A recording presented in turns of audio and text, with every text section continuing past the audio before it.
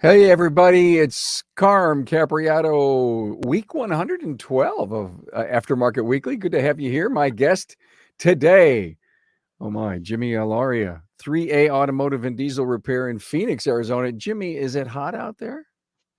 It's a little toasty this time of year. Yeah. We got the heat and we got the sauna going too because we got the monsoons. Ah, I didn't know that. So you guys get monsoons? I didn't know that. Yeah. Oh yeah. This is the time of year we start hitting 30-40% humidity, and those of you back east, that's like, oh, that's nothing. But you mix that in with 105 to 115, and oh yeah, it's no longer a dry heat this time of year. No longer dry heat. Well, I did see something on the national news that said there was going to be a kind of a cold front coming down. Did you guys chill off a bit? It was yeah, well, it does actually when we get the monsoons that come in, it will cool off. I mean, down into the 80s, 90s, that kind of thing, but that's about it. So not I wouldn't call it cooling off, but it's definitely feels better than 110. Hey, well, look, you always come here to Aftermarket Weekly each and every week to not only have me and my guests chat about stuff, and we've got a great topic here in just a few minutes, but we also get a chance to see my guests' shop tour, the virtual shop tour. Can't wait to see it, Jimmy. I know your business has been out there, started by mom and dad, what, 46 some years ago? Yeah, we're 47 years. Actually, this month, 47? 47 years. Yeah. 47 this month. Great business, and you've been a great contributor to the show. In fact, we just kind of booked another show coming up about a technician survey. I cannot wait to do that episode with you, Jimmy. That's gonna be So, fun. we are going to see. Let's see. Put a picture up of Jimmy's place. A nice tow truck, huh? That's not ours. That's Flatbed? actually one No. of yeah. That's an older picture of our building. It's been painted since, but yeah, we that was for our towing service that we offer. Okay, great. Well, look at it's an old picture. It's a legacy picture. It's a legacy picture. If you're with us on social media, we'd sure love to have you say hi, check in with your city, do and give us a share. And don't forget, you come here for all the mountain of both audio and video for your personal networking opportunity. We're coming to you live from the Dorman OE Fix studio. Always great to have Dorman. We are going to Dorman in September. We're going to spend a whole bunch of time there. We're going to do some videos. We're going to do a field trip. Dorman is such a unique company. We just can't wait to go down there and share it with you all. Dorman Products has become an incredible engine for innovation. They are constantly bringing new replacement parts to the automotive industry, and they routinely release tens of thousands of parts across all different categories. Now, why do they do all of this? To enable technicians the freedom to fix their customers' cars and trucks. To do this, Dorman has dedicated teams focused on different aspects of the vehicle to ensure that they are meeting the needs of the aftermarket. Although a lot of their parts are reverse engineering of original equipment, they also redesign and redefine solutions such as their loaded knuckles or programmable electronic power steering rack. Dorman has invested in these OE Fix innovations to help you save time, your customer money, and prevent vehicles from coming back to your shop. In certain cases, Dorman will manufacture aftermarket replacements so you aren't forced to go back to the OE. Hey, want to know more about Dorman? Visit dormanproducts.com/tour. Thanks again, Dorman. Hey, Jimmy, do you remember this episode with you and Rachel Spencer? Yes, sir. It Yes, was sir. it That was was it was a lot of fun. I learned so much from that. Thank you for doing that. It was episode 753. The survey says, in fact, Jimmy was kind enough to offer a link to his special website with all the really cool things about it. Hey, this coming Friday, the extreme value for doing an SWOT on your business. Please be sure you tune in for that. Hey, let's talk about some business, Jimmy. I do know that trying to find great people is such a tough thing to do, but I think we almost put the greatness that we're looking for on such a high pedestal, and we ultimately sometimes say they're unicorns. Something that, oh my God, it's there. It's really almost a fantasy in trying to hire that right person. Have you ever stumbled like that?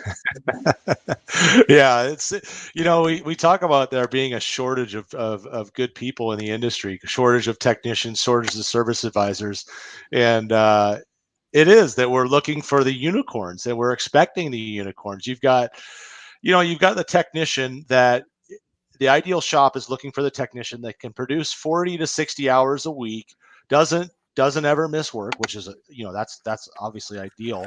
Um, has $150,000 in tools, has 20 years of experience, doesn't complain, just fixes the car, has zero comebacks, and we wonder, why there's such a shortage. And the truth is that I don't believe there is a shortage, especially for the shops that are listening to your podcast, the ones that are going to the conferences, the ones that are getting educated. I really don't believe that there is. I just think that we're looking for too many unicorns. Our expectations are so high that it's I mean, how many people can do all of that? It really in the automotive world. Well, I want to stop you there for a minute. And you're right. The top shops listen to this podcast and all the content that we put out here on the Aftermarket Radio Network. Yet, my wish every time I put my head on the pillow every night is that there's one shop owner that's struggling that either finds out about the podcast from a friend who's sharing it, they bump into us on social media, they find me on LinkedIn or YouTube, and they listen and they say, wow, where the hell has this been? I can't believe it. All these great ideas that are coming out. And if it's one a day, that maybe 4 or 5 a day, it's another 1,200 shops that come over the chasm of, of their struggles in business. And one of them is obviously finding great people and growing our own. I mean, you're probably having no problem finding great people. Well, I don't know if it's no problem, but you alluded that we're going to be talking about technician surveys, and we, because we have surveyed the technicians in our area, and we know what they are looking for, and we know where they're at on social media. It has made it a lot easier to communicate with them.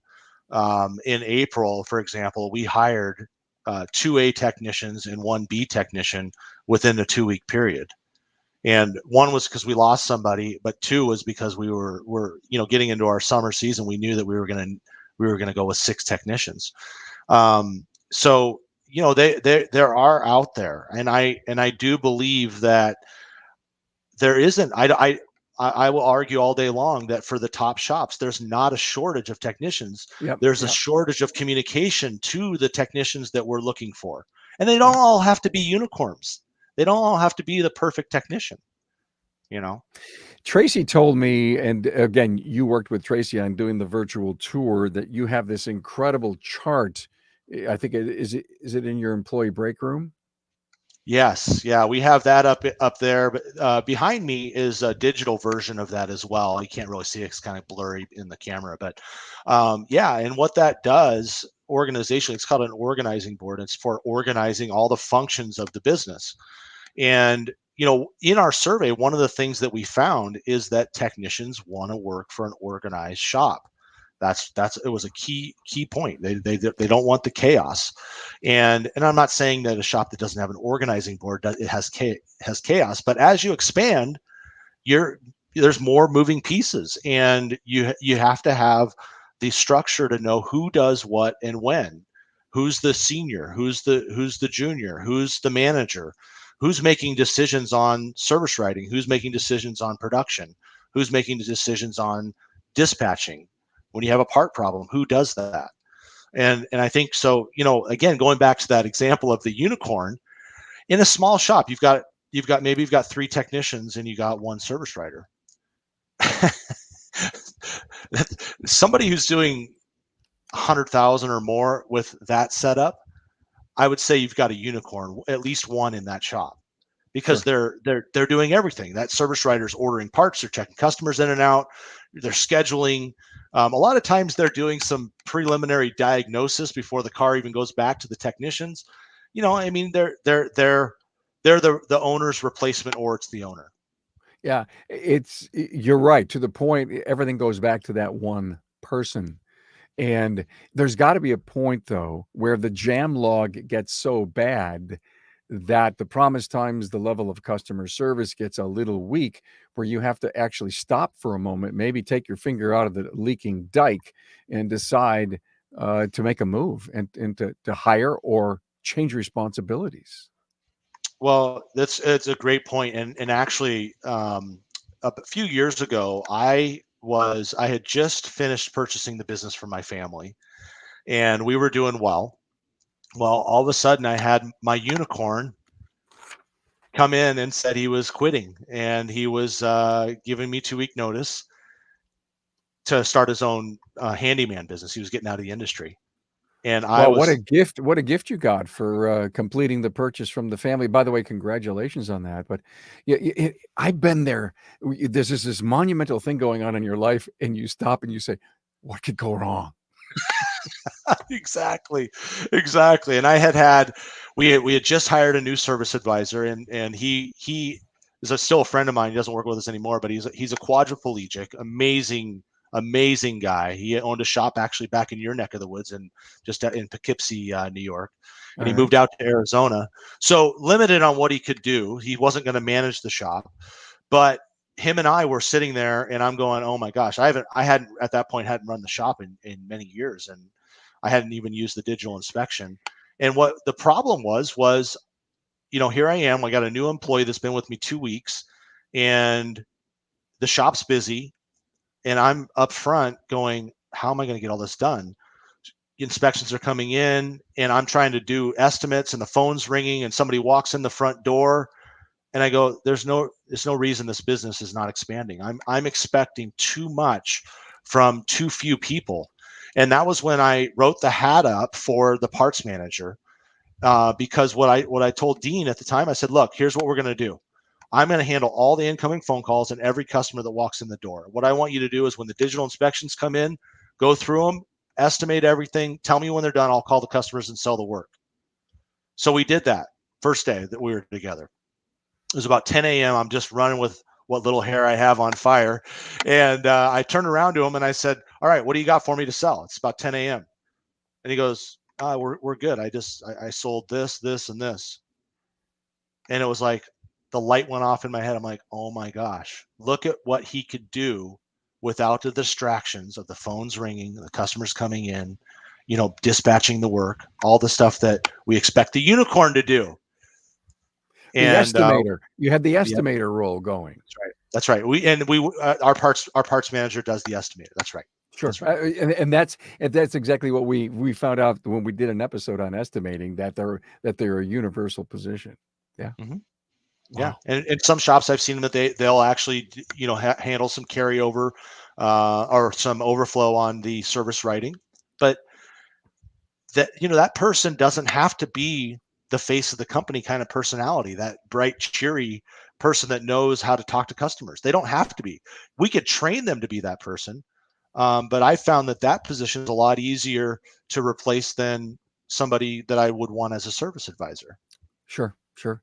Wow, so interesting. So when we get a chance to see this organizing board, you call it, Mhm. can we stop there for a moment? Maybe you can explain a little bit to us. But that's basically the chart. That's the go-to chart. I mean, if you have a question or a concern, that organizing board is going to show that to us, That's right. a solution, potential solution, or go-to person, right? It shows who's in charge of that area. So, Okay, all right. when you're looking at if you're it shows every function. So if you're looking at a quality control issue, for example, right? Somebody walks in the front door and you've got a receptionist or a customer service rep. That's an actual function. Some Most shops have a service advisor wearing that function, that hat. But if you looked at it, they come in, they talk to the receptionist. Receptionist takes the information. It's a comeback. Yeah. Oh, okay. Well, we're not in a sales cycle at that point. We're in a quality control issue. Well, who's in charge of that? And by having the organizing board, you know exactly who's in charge of that and where to dispatch that job. Yeah. Hey, this is interesting. I can't wait to get into this. I thank you for the support on previous podcasts and this one that we're going to do on technician service. I can't wait to get to that. Thank you so much for this. The latest episodes that are by the way, say hello to Kim Auenheimer, who's hanging with us. Thanks, Kim, for being here. Some of the latest episodes we have going is Your Bathroom Like the Ritz-Carlton. How about that for a great episode? Again, Rachel Spencer was there. Along with Dale Warmouth, Matt Fonslow's episode over romanticizing the diagnostic process with Scanner Danner and Hunt Demarest, the value pricing with Rob Nixon. All incredibly great episodes from the Aftermarket Radio Network. Are we ready for this virtual tour of your place? I can't wait to see it. Can't wait to see it. Let's do it. Yeah, I gave a quick glimpse of our bathroom after watching that show with April, or with Rachel. Yeah, Rachel. Sorry, because there's some pretty incredible bathrooms in this industry. That's for sure. I know.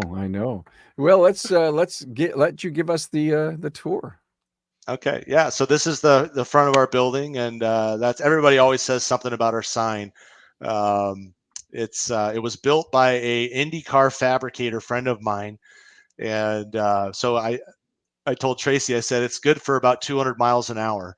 So it's built really well. Yeah, but, it's gorgeous. It's rustic. I mean, cool sign. Yeah. And where we're at, we're in a very commercial area. So having something aesthetic like that really does stand out. That's looking down south into the shop. Let's stop the tape there. Why 3A? Is it the name of the road that you're on? It was actually my last name is Aloria, and it was my dad, my grandpa, and my dad has a twin brother, John. And it was the accountant. I just found this out a few weeks ago that it was the accountant that they had at the time that came up with the idea. And he said, why don't we call it 3A? Nice. So that's where it came from. Yeah. Thank you. That's a banner. We're very involved in the community. Operation Blue Ribbon really supports the police. And so we do a lot of stuff with the local police department. That was up from an event that we had. Nice. Sunny Slope is our area. Yeah. There's the night drop. Mm-hmm. Becoming more and more used today as technology allows us. Let's stop right there, because everything that I'm seeing is signage. It tells me what to do, when to do it, and how to do it. Just walking in the place, parts go here, shop hours here, key drop here, thank the community there. Just great stuff. We try, but especially with the parts people, a lot of times they don't see the signs, and then you got to direct them. But it does help. It helps with customers. It helps the traffic. Know where to go. Yeah. Absolutely. Many waiters today? Not many at all. Okay. We have a pretty small waiting room. At times we've had more than others, but with the ride shares and stuff like that, we try and get them out of there. There's a couple awards that we've won from the community. Nice. Just my wife. One was for my wife, and one was my dad. Mm-hmm. Pretty basic stuff in there. Clean coffee, water. Usually have on the TV screen. We usually have something playing, educating them about the car a little bit, and then sure. We use the Napa one. Yeah. But again, anymore. We haven't invested a lot in our waiting room because stop that. I've got to ask about the sign on the front of the refrigerator. What does it say? Oh, it's just complimentary water. See, and I have this little, this thorn in my hoof over that, where I see a lot of refrigerators, even glassed fronts. Mm-hmm. And it's stocked full of sodas and water, et cetera, but there's no sign that says complimentary. And yes. So I asked the shop owner, does any customer come up to you and say, how much is the water or the soda? You should never have them ask that. Never. Yeah, good point. I didn't even think about that, but yeah, it's true. Because here I'm sitting as a customer, thirsty as all get out, but I don't want to embarrass myself. Do I throw $1 somewhere? What do I do here? Just tell them to have some. Very good. All right. So I did a quick glimpse into our restroom just to show that it is clean, and but I wasn't going to try and brag on it compared to others. I did show Tracy that we have the hook for the purse. That was from a survey that we had done, Got it. and the sign, just a cute sign about we don't Nice. have a play area because we don't have enough room for that, but. Yeah, like you see in auto repair shop reviews online, you always see somebody saying something their bathroom was clean, and it really is. It was a great topic that you did a couple of Yeah. weeks ago with Rachel. I mean, I thought it is such a topic in our industry, right? It's such a representation of the business. There's Well, our it is so service. tight and compact. I can't believe how tight everybody is there. Yeah, we're actually in the process of doing plans for a remodel on that whole space. It's Uh-huh. an old building.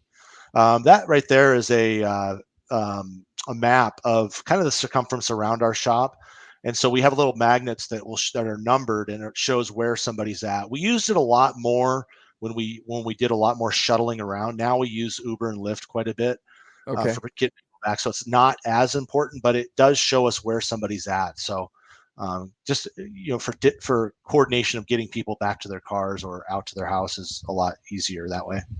Nice. And there's our shop manager, Emily. And that's our it's a communication center. So anything that is, like paper, the technicians, any staff knows to come and check that box at least once a day.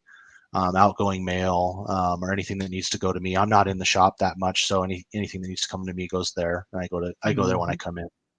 It's my wife's office back there. Here's the graphs. Um, we manage everything in our shop statistically, and it's one thing to measure numbers, and I know that there's the industry's done a really good job of getting people to watch KPIs, but the argument on that is that when you're just looking at a number, it doesn't tell a story. What you want, the important thing of numbers are, comes in trends. And when you see trends happening, then you can kind of see what's going on. So 1 week is not going to tell you a story, but 1 month or 6 weeks or several months is going to tell a bigger story. And by looking at trends on those graphs, we can predict what's going on. Like I can adjust those graphs to go back a year or 2 years. We talk about like, oh, when do you do most of your marketing? Well, 6 to 8 weeks before we see a trend, you know, throughout the year. Something like next month, or not next month, but August, we always see stuff go down. So we're cranking our marketing up July, because August is when school starts back up out here. Those are technician hours. We graph all the technicians' hours so that we can see where they're at. We can see trends. We can see if things are going up or things are going down. And it's not used for punishment. It's used to help them. If a technician's hours are up, we want to pat them on the back and say, very well done. And then really look and see what kind of jobs are we giving them at this time? What is the successful actions that they're doing, and try and keep those in place. Um, again, going back to the example of the unicorn, I've got a 26-year-old technician in our shop, and the guy he could do 50 to 60 hours a week every week. He's averaging well over 40. And a few weeks ago, it was him and another guy an older guy that was hired at the same time. And we had a bay open up where they could have their own toolbox, or they could have their own bay, right? At that time, two guys were sharing a bay, a double door bay. So we were like, okay, well, there's a bay open. Who are you going to move in there? And I said, who's got the better stats? And it was Anthony, and he's the young guy. And so we offered it to him, and he was like, his eyes got really big, like he was doing something wrong because he was going to take the bay away from the senior technician. It's like, I don't care how old he is. It's all about production. And he's been there since. And because again, you're investing where you're going to get more return. And I know if I give that guy more space, he's going to give us more hours. I So, love the charts. Are those printed weekly? yep, every week. We watch those every single week. Some of them you can actually do daily. Like technician hours would be one. We don't do it. But technician hours or daily sales with the service advisors would be something you would want to do daily, Yeah. because then you Yeah. see what they've done. You know. Look at this, a workflow chart. Wow. Yeah. Yeah, and that's in all the everybody who has their hat right up, meaning all their job description and their what KPI we're watching of theirs has this in their pack, and it allows the flow of the shop to occur without changing our pattern. Like, we have a system that works. We know that if we follow this pattern, we're not going to get ourselves into trouble with customers, and we're not going to get ourselves into trouble with over promising, because it goes through a certain flow pattern, and everybody knows what that is. And like whenever we hire a service advisor, we've got to really drill this in on them with the customers. It's like, we don't want to diagnose anything over the phone. We don't want to diagnose anything at the counter. We have a process. So you follow this, and it's like, yeah, we check them in, we get all the information, and then it's dispatched to the technician by the service manager, who then has the technician do the inspection based on what it came in for, safety related issues, reliability, maintenance, and appearance, and in that order. Now, when we call a customer and we give them the diagnosis, we're giving them a full picture of everything. We're not just shooting off the cuff and then having an upset customer because we don't have all the data that we need to actually educate them properly. Well, it is. I love what I see here. It is basically a flow chart of your policy of your processes, and this is sure an insurance policy that things go more right than wrong. That's right. And it takes some drilling, so when people aren't used to it, it takes some drilling in on getting the process known and followed every single time. And quite honestly, most of the time I think most shop owners would agree with this, most of the time we get ourselves into trouble is we had some customer who came in, had an emergency, and we bypassed our normal procedures, Yeah, and we did something to help somebody out or whatever that violated our procedures. Then all of a sudden, now we're in trouble. I see John Long is saying, "Can we get a copy of your flow chart?" But in my mind, if you have a process designed and laid out, all you're doing is you're taking that and you're putting the arrows and the squares and the circles around that, right? That's right. That's all you're In doing. that, that's all you're It's doing. yeah, that's all you're doing. But But at the same time, when we go upstairs and we show the organizing chart, I'll show you like what actually every one of those points that's on that flow chart yeah, lands someplace on the organizing board. can't wait to And see that. yeah. So that's just that we carry a very limited inventory. I mean, we're in North Central Phoenix. We have parts houses everywhere. Yeah. I mean, we wiper blades and oil filters and bulbs and that kind of thing we carry, but the majority of like hoses, brake pads, anything like that, we haven't carried for many years. That's we use this as our break room, conference room, a little kitchenette area up there. That's the organizing board right there. I don't Yeah, know yeah. how detailed we're going to be able to see it because it's pretty big. But Just the give us an break, overview. Give us yeah, an overview basically, of the colors. yeah. So if you took that chart, you could stop right, back up a little bit if you can. If you took that chart, right, yeah, that's perfect. And you actually took it off the wall and you put it into a circle, and it was spiraling upward. That's what it's actually doing. And I'll explain that. Okay. Okay, I There's see it. there's 7 divisions there. Okay. The first division on the left is actually division 7. It's the creation division, and it's where the owner made the decision to start the business, came up with a plan. It's where we do our plans. The manager works out of that division as well. But all the strategic planning and where we're going is done from that division. The statistic of that division is profitability, it's viability. So you have the decision to put the business there. The second one is communication. That's your human resources. The reception's actually there. But it's HR, and that's in that division is where we do the statistics that we're downstairs. So you do inspections from that division as well.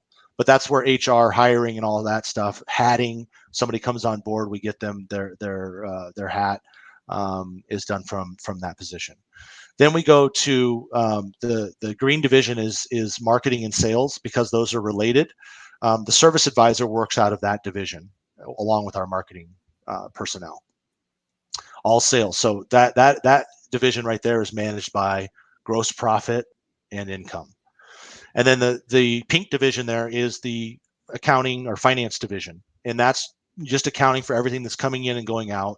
Usually the bookkeeper or the CFO is more an executive, but they're operating a bookkeeper that runs that division.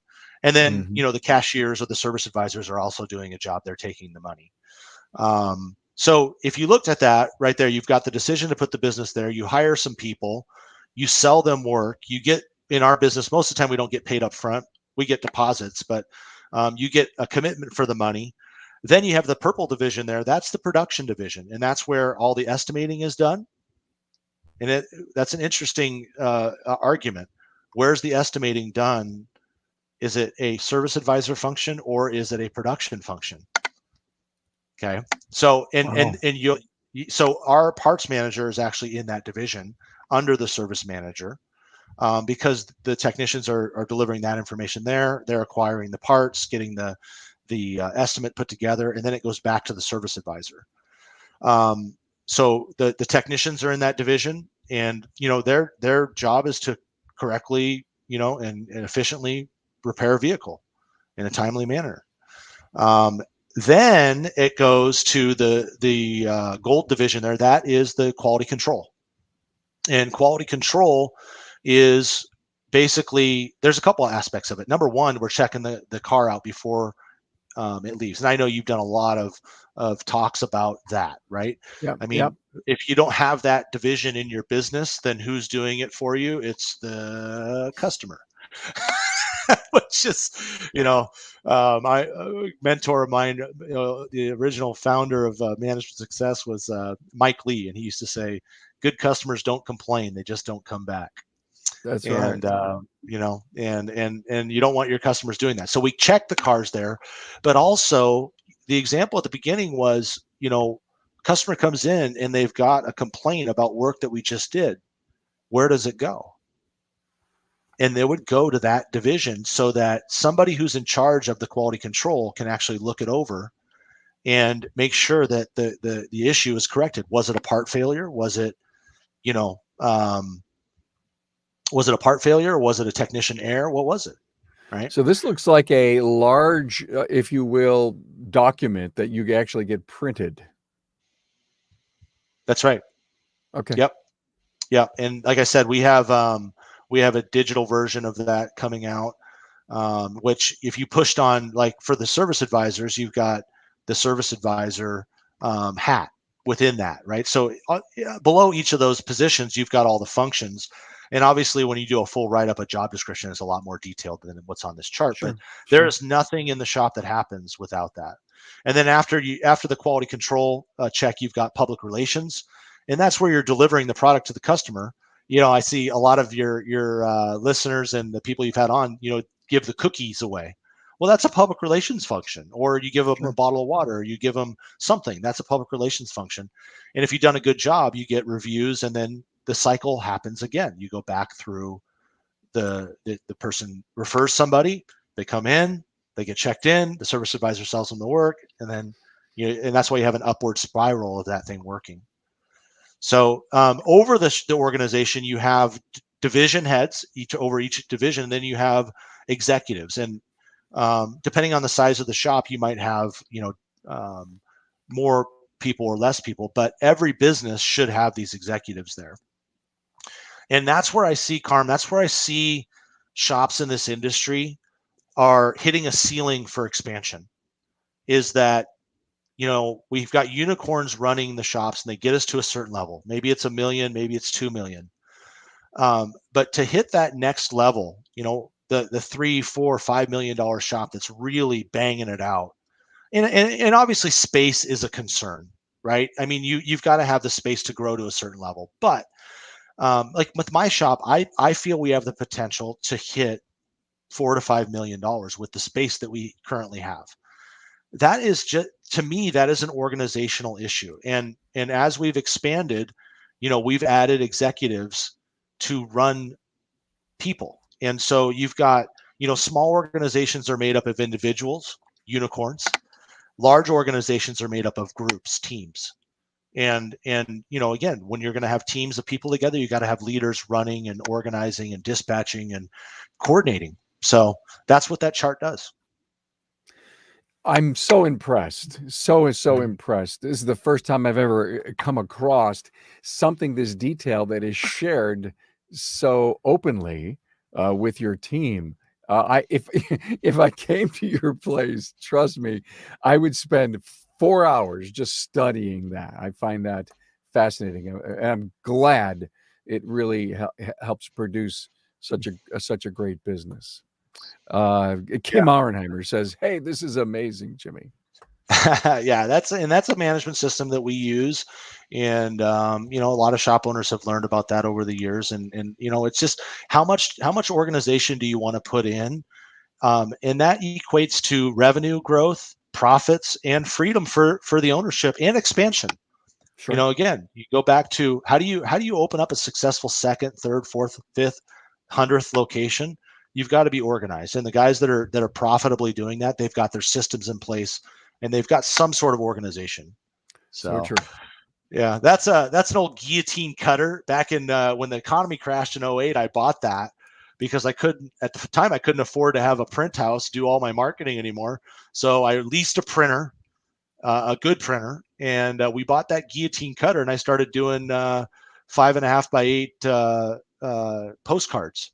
And Nice. we bought that old thing, and then I showed a little bit. I don't know if I opened the door or not. I have my dad's old books. There's one of them right there. The old manuals. Got it. Yeah, But yeah. Oh, yeah. back in Yeah. the back, we've got a library of them. My Nice. dad's like, "Don't throw those away. Those are valuable." And sure as heck, man, You know, you we never know when you're we going to need one of those. we recently did a show, Jimmy, on ABC ratings. Where did they come from, and why do we still have them, and what do they really mean? And I actually am getting ready to write an article about that. I was kind of moved by it, and I think whatever changes we make in our industry has to be a grassroots thing as to how we define, skill levels, if you will, and competencies in our industry. And one of the guys brought up the old magazine. Well, where did these ratings come from? There's where they came from. That's right. Yeah, That's right. there's where they came. Yep. Those books. Okay, where are Yeah, we and here? some stuff is just not available online, so it's good to Yeah, have those. yeah, yeah. So that's a service manager's desk. Now, our service manager was a technician for us at once. He was our diesel tech. Still does a lot of the diesel diag from above, but he dispatches the work, and he runs the technicians, and he runs quality control. So he's not a service advisor. He is over production and quality control. And then that's this. We're kind of coming around. That's the parts manager. Um, and then going out into the shop, there's our returns area. Yeah. And there's our parts acceptance area. Tracy saw all the watermelons we had that day. One of our customers, every year he imports them from Mexico, and he has a big watermelon stand this time of year, and he always brings everybody here a watermelon. So How he nice. brought him in that morning. Yeah. There's one of our 12,000-pound lifts. We do a lot of diesel work, so we've got 3 12,000-pound lifts in the shop. Going out of the first bay, I think we were looking. How many parking spots out there? That's a great question. I actually don't even know the answer to that, Carm. You stumped me. I would say It's there's okay. 20. 20? I would say Cool. All right. there's probably 20, and then I've got a back lot which I'll show in a couple minutes here. Okay. How There's many bays altogether, Jimmy? We have nine functional indoors, and we have 2 outdoors bays where our alignment rack is at, which is somewhat enclosed. There's our diag center. So we Yeah. have our OE scan tools, our Pico scope, all the laptops and everything is operating out of Nice. there. Nice. And that rolls around, so anybody can use that. Yeah, that's been a nice asset for the shop, and building that out. I know a lot of shops have done that. We have a 65-inch monitor out there that we do. Going back to the survey, one of the things that technicians really want is they want the training, but they don't want to do online training on their own. They really want the live training, and they want mentorships. So we hired a mentor that we are on with every other Wednesday. The technicians get on with him. We have a camera that hooks up to that, and then he does training with them so they can do it on the car or whatever he's doing, like classroom kind of training. Swamp coolers are in Phoenix with my shop air conditioning. There, I would have to have a little bit different setup to do that. We do swamp coolers, and everybody's got their own space cooler. There's that, what I call, because I'm a hockey guy, the Zamboni. Yeah, What a great nice. investment that is, man. What a great investment. Next time I will tell you, I will buy the battery operated one. It's about twice the cost. But that one was about $1,800.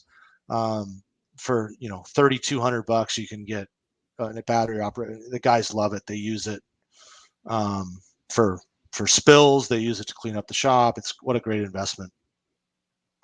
Let's see. Now we're going towards the end of the shop. That's the last bay, and then this is my shop backs up to a canal, and so I'm trying to buy that property next to me. The guy's not ready to sell yet. I desperately need that one and the one next to it, but that's our back lot. Those are all customer cars back there. There's our alignment bay. That door behind there's the Hunter Hawkeye alignment machine. It just wasn't open that morning yet. It's protected. It's protected, right? Yeah, and there's a swamp. There's a space cooler in there, so if the guys do have to work out, yeah, we were doing a big job on a Nissan Murano. The engine, everything was out of it. Had to do heads on that. So we do. I rarely see a single posting ground anymore. Yeah, and we check them often to make sure they're not leaking, and yeah, because now we're kind of at the end of this is my dad's bay. My dad and I own this building together, and I'm in the process of buying him out of this piece of the property because we need it for expansion. I had a sign made for him. It's called Jim's World. I love it. So that was his Volkswagen thing, and my Jeep, and I think I showed her the other nice piece of equipment we bought for the techs, not last Christmas.